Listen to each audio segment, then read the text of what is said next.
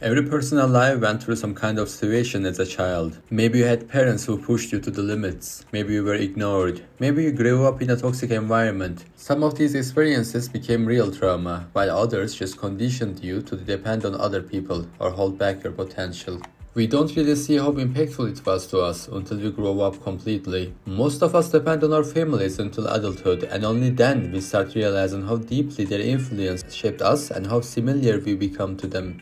In today's video, I will talk about how wounds that became a trauma to a person and how to work on it by using your subconscious mind. Most people don't understand how the subconscious work, so they overlook what their children absorb from them, both intentional and unintentional.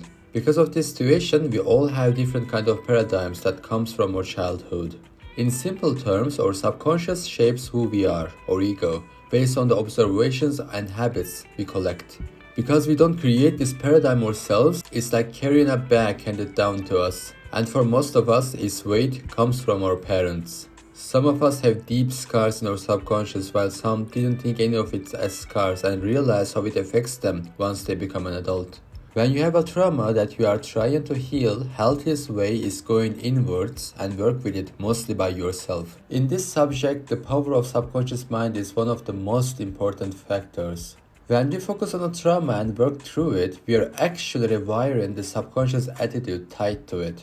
Your subconscious accepts thoughts only when they are tied to emotion, which is why trauma feels so raw when you face it. How hard it will be depends on the person, but once you be present, relax, and work on your trauma, you can rewire the subconscious idea of it easiest.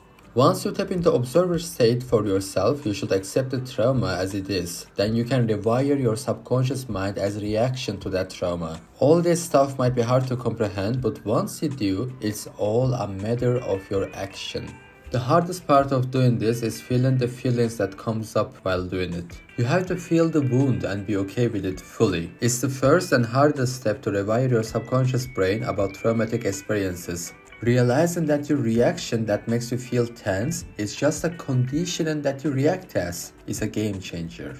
In all my experiences, this realization was and still is the key about keeping composure in any situation. We should not forget the fact that our subconscious mind does not argue with us. Our traumatic response was a defense mechanism that once protected you as a child, but your brain still believes that's how you need to survive.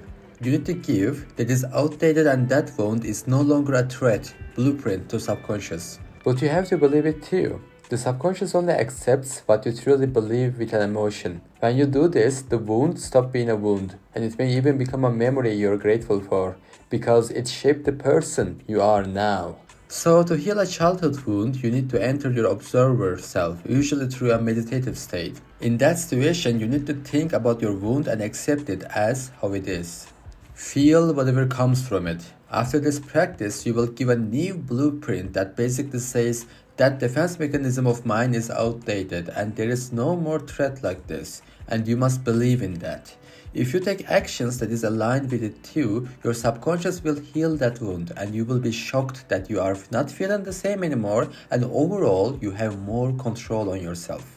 I hope this video was helpful for you. I kept it simple and wanted to explain how it works, then give a practice rather than giving you an endless theory. If you have any questions, you can ask it in the comments. Lots of love, take care, and I hope to see you in another video.